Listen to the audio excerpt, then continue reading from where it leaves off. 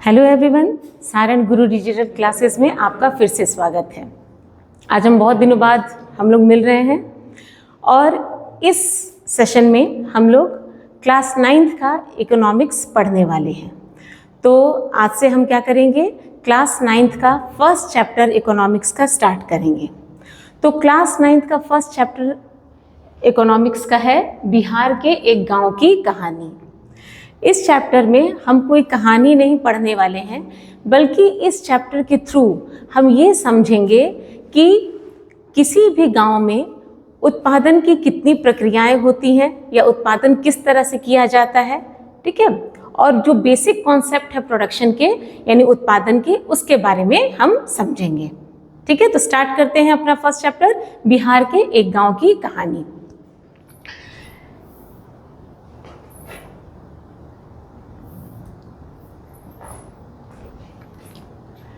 तो यहाँ पे जिस गांव की कहानी हम पढ़ने वाले हैं वो एक तरह का हाइपोथेटिकल गांव है, यानी ये बहुत एग्जिस्ट नहीं करता है, पर हमने इसको एक इमेजिन किया है कि बिहार में एक गांव है जिसका नाम क्या है, फतेहपुर है।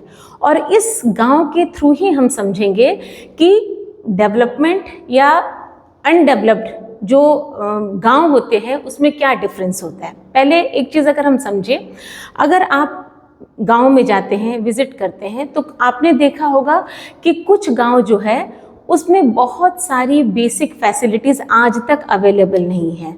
तो उन गांव को हम क्या कहते हैं कि हमारे दिमाग में एक कॉन्सेप्ट आता है उस गांव को लेकर के कि ये गांव क्या है, एक पिछड़ा हुआ गांव है। रीज़न क्या है कि हो सकता है कि वहाँ पे बहुत सारे जो ज़रूरी आवश्यक मूलभूत जो सुविधाएं हैं लोगों को वो नहीं प्राप्त हो रही हैं, ठीक है। तो ऐसे गांव को हम क्या कहते हैं, पिछड़ा गांव कहते हैं। पर अगर आप किसी गांव में जाइएगा तो आप देखिएगा कि उस गांव में लोगों को मूलभूत जो सुविधाएं हैं यानी जो बेसिक फैसिलिटीज़ है वो मिल रही है। तो उस गांव को हम लोग क्या कहते हैं कि ये गांव पिछड़ा नहीं है, बल्कि कहीं ना कहीं एक विकसित गांव है। यानी गांव तो बहुत सारे हैं, अगर हम बिहार में ही देखें तो आप अलग अलग गांव में अगर आप जाइएगा तो आपको कहीं ना कहीं एक डिफरेंस देखने को मिलेगा। तो आज हम फतेहपुर के थ्रू, गांव की कहानी के थ्रू यही समझेंगे कि एक विकास की ओर बढ़ता हुआ गांव कैसा होगा या फिर एक पिछड़ा हुआ गांव कैसा होगा, ठीक है। तो चलिए सबसे पहले हम एक फतेहपुर गांव का अवलोकन करेंगे, यानी हम पूरा उसका ओवरव्यू देखेंगे और उसके बाद हम ये डिसाइड करेंगे कि फतेहपुर गांव क्या एक विकसित गांव है या नहीं है, ठीक है। तो सबसे पहले हम जानते हैं कि हमारे बिहार की और ख़ास करके ग्रामीण इलाकों में रहने वाले लोगों की जो सबसे मुख्य जीविका का साधन है वो क्या है, खेती है, यानी कि कृषि है। यानी कि ज़्यादातर लोग जो है आजीविका के लिए किस पे डिपेंड रहते हैं, कृषि क्रियाओं पे। कृषि क्रियाएं किसे कहेंगे, वो सारी क्रियाएं जो कृषि से संबंधित है, ऐसी क्रियाओं को हम क्या कहते हैं, कृषि क्रियाएं कहते हैं, ठीक है। इसके अलावा फतेहपुर गांव में ज़्यादातर लोग जो है वो कृषि क्रियाओं पे डिपेंडेंट है, लेकिन इसके अलावा वो और भी क्रियाएं करते हैं जिनको कि हमने क्या नाम दिया है, गैर कृषि क्रियाएं। यानी उनकी आजीविका का मुख्य साधन कृषि क्रियाएं तो है ही, पर इसके अलावा क्या है, कुछ गैर कृषि क्रियाएं भी हैं। फॉर एग्जाम्पल आप देखते हैं गांव में कि ज़्यादातर लोग क्या करते हैं, खेती तो करते ही हैं, लेकिन इसके अलावा आपने देखा होगा पशुपालन, ठीक है। पशुओं को पालते हैं किस लिए, ताकि क्या है, ये कहीं ना कहीं उनको एक आजीविका प्रदान करती है, ठीक है। जैसे कि दूध बेच करके उनको क्या है, उनकी फैमिली जो है वो सरवाइव करती है। इसके अलावा और हमने यहाँ पे क्या देखा है, मुर्गी पालन। मुर्गी पालन ये भी आजीविका का साधन है गांव के लोगों का, ठीक है। इसके अलावा लोग क्या करते हैं, छोटे छोटे दुकानदार होते हैं, जैसा कि हम यहाँ पे देख रहे हैं। इसके अलावा जो पशुपालन कर रहे हैं वो क्या है, अपने पशुओं के थ्रू क्या कर सकते हैं, जैसे कि दूध वगैरह बेच करके पैसा कमाते हैं। इसके अलावा कुछ लोग आप देखते होंगे गांव में, यानी खास करके अगर हम, क्योंकि यहाँ पे स्पेसिफिकली हम किसकी बात कर रहे हैं, फतेहपुर की बात कर रहे हैं, तो वहाँ पे लोग जो है कृषि कार्यों के अलावा, यानी उनकी जो आजीविका का साधन है वो कृषि कार्यों के अलावा ये गैर कृषि क्रियाएं भी हैं, ठीक है। अब आगे हम पढ़ते हैं। तो ये क्लियर हो गया। अगर क्वेश्चन पूछा जाता है आपसे कि फतेहपुर गांव में रहने वाले लोगों की आजीविका का मुख्य साधन क्या है, तो आप सबसे पहले कहेंगे कृषि क्रियाएं। अगर नेक्स्ट क्वेश्चन आता है कि कृषि क्रियाओं के अलावा वहाँ के लोग अपनी आजीविका के लिए किन क्रियाओं पर डिपेंडेंट हैं, तो आप क्या कहेंगे, गैर कृषि क्रिया। उदाहरण क्या क्या है, पशुपालन, मुर्गी पालन, दुकानदार, दुग्ध पालन, ठीक है। इसके अलावा परिवहन के लिए क्या है के साधन, जैसे उन्होंने छोटा सा टेम्पो खरीद रखा है, टोटो खरीद रखा है। तो ये सब क्रियाएं करके वहाँ के फतेहपुर के लोग जो है वो अपनी आजीविका को चलाते हैं। ठीक, इतना क्लियर हो गया। आगे देखते हैं हम।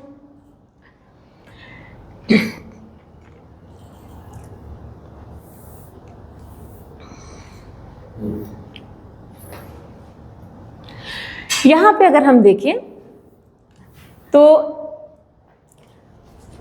जब भी हम उत्पादन की क्रियाएं करते हैं, अब यहाँ पे एक टर्म आता है, ठीक है। एक मिनट, थोड़ा सा इसको देखना पड़ेगा हम लोग को।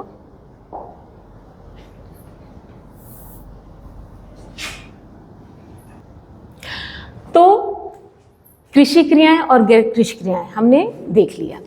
अब जो मेन हमें आज पढ़ना है वो पढ़ना है उत्पादन के बारे में, यानी कि प्रोडक्शन के बारे में, कि प्रोडक्शन है क्या। ठीक है। फॉर एग्जाम्पल, अगर हम कोई भी उत्पादन का सबसे पहले हम एक बेसिक मीनिंग समझते हैं कि उत्पादन का मतलब होता क्या है। तो उत्पादन का मतलब होता है किसी भी जो नेचुरल रिसोर्स है या किसी भी चीज़ में उपयोगिता को क्रिएट करना। इसका अब और क्या मतलब हो सकता है, फॉर एग्जाम्पल उपयोगिता क्रिएट करने का मतलब क्या होता है, यानी उपयोगिता का सृजन करना ही उत्पादन कहलाता है। जैसे हमने ये माना कि पेड़ पर से पत्ते गिर गए, सूखे पत्ते हैं, अगर वो पत्ता जमीन पे गिरा हुआ है तो उसका कोई वैल्यू नहीं है, उसका कोई मूल्य नहीं है। पर अगर किसी ने क्या किया, उन पत्तों को कलेक्ट करके एक क्या बनाया, एक कटोरी बना दी पत्तों की, और उसको बना बना करके बाजार में बेच दिया, तो क्या हो गया, उस सूखे पत्ते में वैल्यू क्रिएट हो गई कि नहीं, उसमें उपयोगिता क्रिएट हो गई कि नहीं। तो यही प्रोसेस क्या कहलाता है, उत्पादन कहलाता है। यानी ऐसी चीज़ जो कि हमारे काम की नहीं है, अगर उसको हम उपयोगी बना देते हैं, यानी उसमें अगर हम उपयोगिता का सृजन कर देते हैं, तो यही जो प्रोसेस है इसको ही हम क्या कहते हैं, उपयोगिता कहते हैं या फिर प्रोडक्शन कहते हैं। अब प्रोडक्शन जो है ये अकेले पॉसिबल नहीं है, किसी भी चीज़ में उपयोगिता को क्रिएट करना जो है वो एक चीज़ से पॉसिबल नहीं है। इसके लिए क्या करना पड़ता है, बहुत सारे रिसोर्सेज को आपस में कंबाइन करना पड़ता है, यानी कि अलग अलग जो संसाधन होते हैं उनको क्या करना पड़ता है, उनका समायोजन करना पड़ता है, तब जाकर के उपयोगिता क्रिएट होती है। फॉर एग्जाम्पल, जैसे मैंने अभी बताया, अगर पेड़ में सूखी लकड़ी पड़ी हुई है तो वो किसी काम की नहीं है ना, उसको वो बिल्कुल यूजलेस है, उसमें कोई वैल्यू नहीं है। पर अगर उसी लकड़ी को काट करके अगर किसी ने उससे टेबल बना दिया, ठीक है, तो उस सूखी लकड़ी में उपयोगिता क्रिएट हो गई कि नहीं। तो यही प्रोसेस क्या कहलाया, उत्पादन कहलाया। लेकिन सूखी लकड़ी से टेबल बनाने तक का जो प्रोसेस है, इसके अंदर क्या हुआ, बहुत सारे संसाधनों की आवश्यकता पड़ी। जैसे एक मानव चाहिए, जिसमें ह्यूमन एफर्ट यानी मानव का प्रयास चाहिए था, पूंजी चाहिए, कुछ मानव निर्मित मशीन्स चाहिए। तो इन सबको जब कंबाइन किया गया तभी जा कर के उस लकड़ी की उपयोगिता किस में कन्वर्ट हो गई, एक टेबल में कन्वर्ट हो गई। इसलिए मैंने अभी कहा कि उत्पादन की क्रिया जो है वो एक संसाधन से पॉसिबल नहीं है।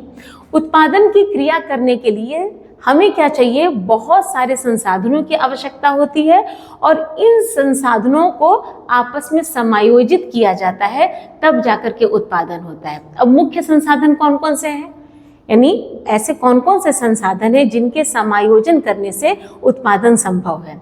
तो सबसे पहले है प्राकृतिक संसाधन। हम जानते हैं वो सारी चीज़ें जो हमें नेचर गिवन है, यानी कि जो हमें नेचर ने दिया है, प्रकृति प्रदत्त है, वो सारी संसाधनों को हमने क्या कहा, प्राकृतिक संसाधन। मिट्टी हो गया, पेड़ हो गया, पानी हो गया, ठीक है, ये सारी चीज़ें जो हैं ये प्राकृतिक संसाधन है। तो पहला संसाधन ये है। दूसरा है मानव निर्मित वस्तुएं, यानी कुछ चीज़ें तो हमें प्रकृति देती है और कुछ चीज़ों को मानव जो है उन प्रकृति प्रदत्त चीज़ों को लेकर के उसको वो चेंज करके वो अपने स्वरूप में ढालता है। तो ऐसी वस्तुओं को हमने क्या कहा, मानव निर्मित वस्तुएं। जैसे हाथ में मेरे ये पेन है, ये क्या है, मानव निर्मित है, ये प्रकृति प्रदत्त तो है नहीं, ठीक है। मानव प्रयास, मान लीजिए कितना भी हमारे पास प्राकृतिक संसाधन हो, कितनी भी हमारे पास मानव निर्मित वस्तुएं हैं, पर जब तक मानव प्रयास नहीं करेगा कुछ नया बनाने का, तब तक उत्पादन पॉसिबल नहीं है। तो ये संसाधन भी बहुत ज़रूरी है।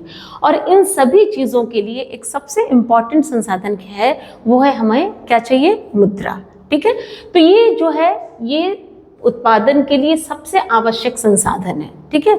और यही संसाधन को जब आपस में कंबाइन किया जाता है, आपस में समायोजित किया जाता है, तो उत्पादन की प्रक्रिया जो है वो संभव होती है।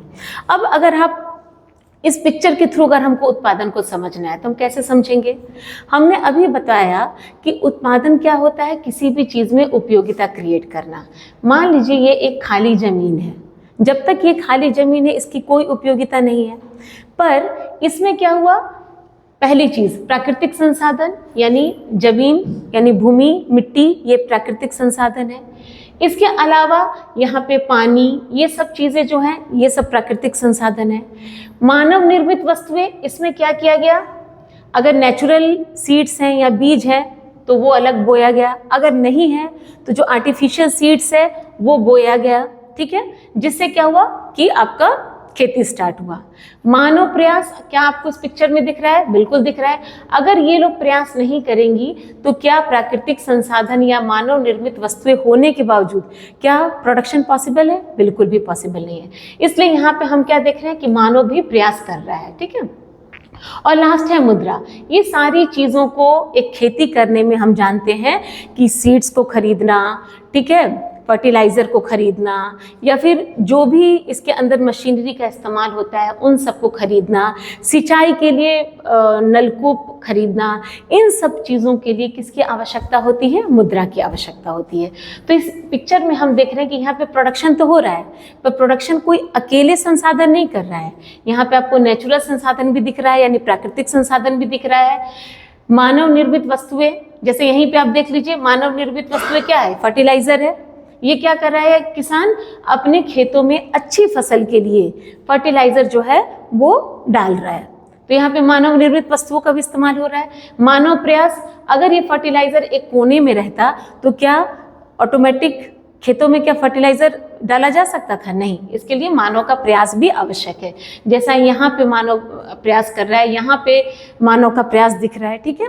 और लास्ट है मुद्रा। इन सभी चीज़ों को बाय करने के लिए, खरीदने के लिए किसकी आवश्यकता होती है, मुद्रा की आवश्यकता होती है।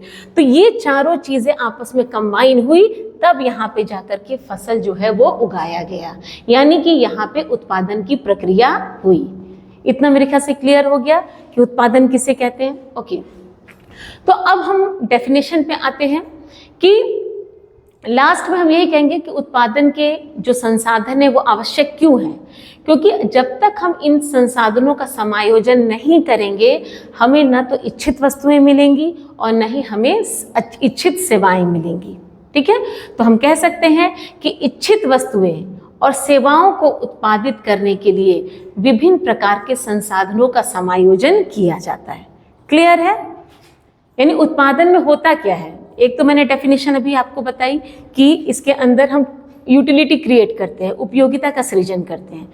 उपयोगिता का सृजन करने का मतलब हुआ क्या, यानी हमने या तो वस्तुओं का उत्पादन किया या फिर क्या किया, सेवाओं का उत्पादन किया, ठीक है। जैसे यहाँ पे क्या उत्पादन हो रहा है, यहाँ पे ग्रेन्स हो रहे हैं, है ना, फसल का उत्पादन हो रहा है, ठीक है। चलो, तो मेरे ख्याल से ये आपको क्लियर हो जाएगा। ये क्वेश्चन इस तरह बन सकता है कि उत्पादन क्रिया के लिए मुख्य संसाधन कौन कौन से हैं, ठीक है, तो आप ये सारे बता सकते हो। नेक्स्ट हम जाते हैं।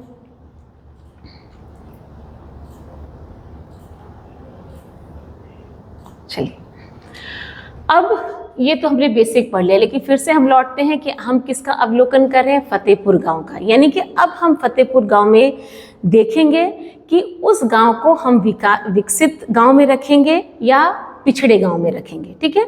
तो इसके लिए हमें क्या करना होगा, वहाँ पे इन चीज़ों को देखना होगा कि वहाँ पे कौन कौन सी फैसिलिटीज़ हैं। अगर वहाँ पे फैसिलिटीज़ अच्छी है, इट मीन्स कि उसको हम विकसित गांव में रखेंगे, और अगर हम वहाँ पे फैसिलिटीज़ अवेलेबल नहीं होंगी तो हम उसको पिछड़े गांव में रखेंगे। तो एक एक पॉइंट पे हम देखेंगे।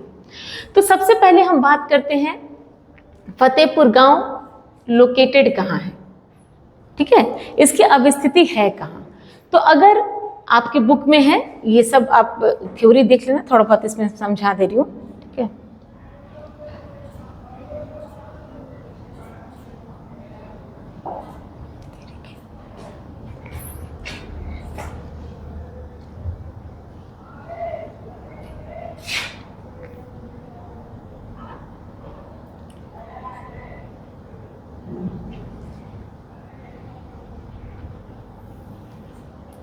अगर हम बात करते हैं अवस्थिति की, ठीक है, तो कोई भी गांव, हमने सुना कि कोई गांव जो है उसको पिछड़ा हम क्यों कहते हैं, क्योंकि वो बहुत रिमोट एरिया में स्थापित होता है। रिमोट एरिया मतलब इतना दूर दराज का इलाका जहाँ पे जाना भी पॉसिबल नहीं है, ठीक है।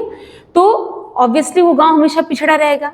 पर अगर हम फतेहपुर गांव की अवस्थिति देखें तो हम देखें कि अगर हम मानते हैं कि ये एक गांव है तो इसके पूर्व में, ठीक है, अगर हम इसका ईस्ट लेते हैं और इसका अगर हम वेस्ट लेते हैं तो इसके ईस्ट में क्या है, पूरब में क्या है, एक नदी बहती है। कौन सी है? पुनपुन नदी। और वेस्ट में इसके क्या है, पटना गया मार्ग है, पटना गया मार्ग। इसके अलावा ये अपने नियर बाय जो टाउन है, ठीक है, टाउन या जो बगल का जो कस्बा है, यानी जो स्मॉल टाउन्स हैं, उन सब से भी कनेक्टेड है। तो इसका मतलब ये हुआ कि इस गांव की कनेक्टिविटी बहुत अच्छी है, यानी थोड़ी ही दूर चले जाए तो आराम से पटना गया मार्ग जो है, यानी मेन रोड है, वहाँ पे जाया जा सकता है। बगल में नदी भी है।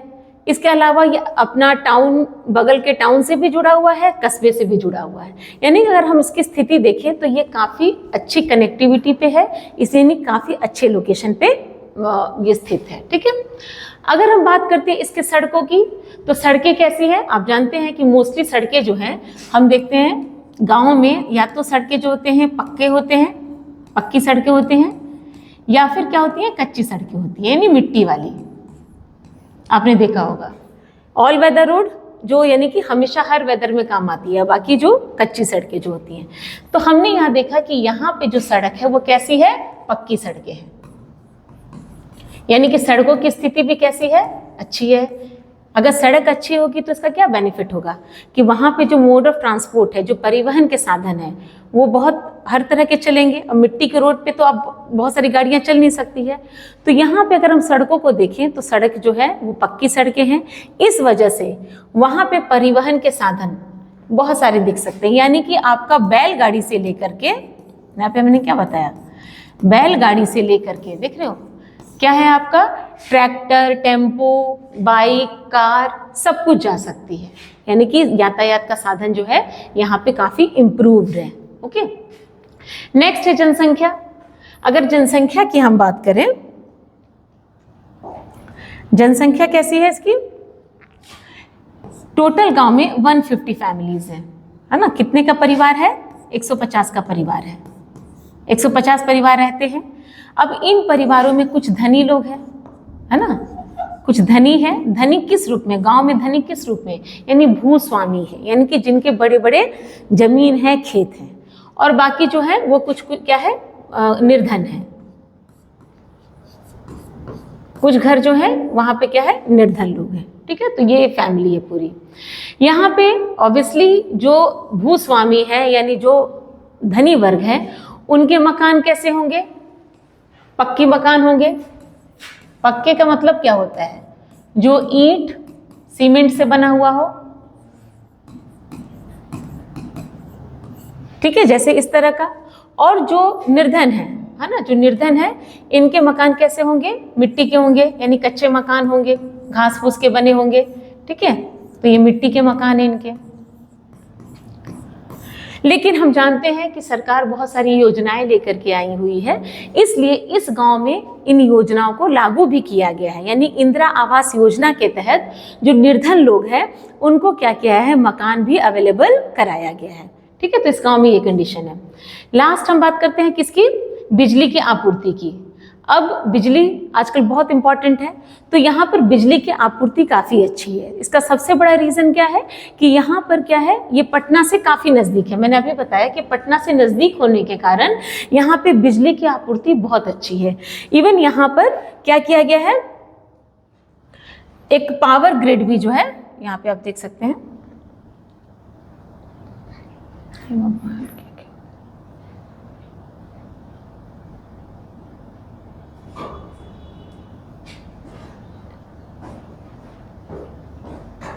एक यहाँ पे पावर ग्रिड, हाँ, और यहाँ पे गवर्नमेंट ने क्या किया है, एक पावर ग्रिड भी सेटअप किया हुआ है। यानी कि यहाँ पे बिजली की पूर्ति काफ़ी अच्छी होती है। ठीक है, तो ये हमने देखा कि यहाँ पे ये सारी, इसका अवलोकन क्योंकि हम कर रहे हैं, तो ये सारी फैसिलिटीज़ यहाँ पे अवेलेबल हैं। और क्या क्या फैसिलिटीज़ अवेलेबल है यहाँ पे,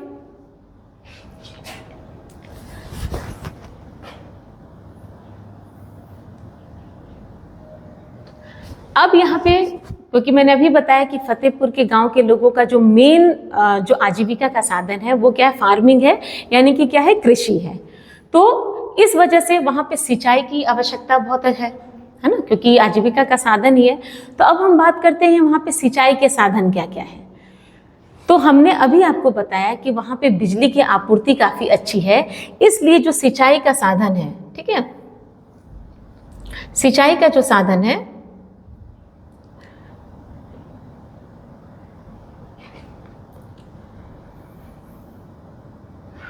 वो क्या है, यहाँ पे ट्यूबवेल है। ट्यूबवेल यानी कि जिसको कि हम क्या कहते हैं, नलकूप भी कहते हैं। एक तो किसान जो होते हैं जहाँ पे सुविधाएं नहीं है तो वो रेन वाटर पे ही डिपेंड रहते हैं। अगर बारिश अच्छी होती है तो उनकी सिंचाई अच्छी होती है, फसल अच्छे होते हैं।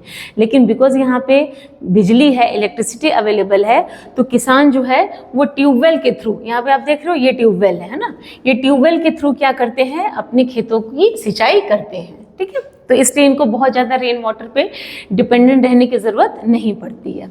नेक्स्ट है, अब सबसे इम्पॉर्टेंट क्या है, शिक्षा। शिक्षा का क्या साधन है वहाँ पे, क्या वहाँ के बच्चे पढ़ने दूर जाते हैं, बिल्कुल नहीं। वहाँ पर क्या है, एक स्कूल देख रहे हो आप, यहाँ पे क्या है, एक जो है वो प्राइमरी स्कूल है। ठीक है, इसके अलावा हाई स्कूल है। ठीक है, और इसके अलावा वहाँ पे एक डिग्री कॉलेज भी है, डिग्री कॉलेज भी है। तो यानी कि वहाँ के बच्चों को दूर जाने की ज़रूरत नहीं पड़ती है, बल्कि बिल्कुल प्राइमरी से लेकर के कॉलेज के एजुकेशन उनको कहाँ मिल जाती है, गांव में ही मिल जाती है। ठीक है, नेक्स्ट बात करते हैं स्वास्थ्य की सुविधा क्या है वहाँ पे। तो बिल्कुल वहाँ पे स्वास्थ्य की सुविधा में ये है कि वहाँ पे एक PHC है, प्राइमरी हेल्थ सेंटर, अभी आप देख रहे हो यहाँ पे है।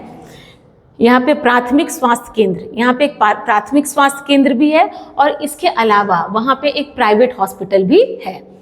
नेक्स्ट हम देखते हैं डाकघर भी है, जहाँ पे आपका जो एक बैंक की तरह भी काम करता है, और इसके अलावा जो है ये लेटर वगैरह जो है इसके लिए उन लोगों को दूर नहीं जाना पड़ता, ये फैसिलिटी भी नहीं है, फैसिलिटी है वहाँ पे।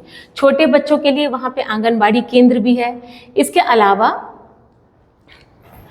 अलावा अगर हम बात करते हैं तो कला मंच, जहाँ पे फीमेल्स इकट्ठा होती हैं या अपनी कला का प्रदर्शन करती हैं, ऐसा मंच वहाँ पे दिया गया है। सामुदायिक शौचालय, ये सारी फैसिलिटीज़ वहाँ पर अवेलेबल है। ठीक है, तो आपने देखा कि अगर हम अब अच्छे से हमने अवलोकन किया तो पॉइंट बाय पॉइंट आपने देखा कि वहाँ पे सारी फैसिलिटीज़ अवेलेबल है।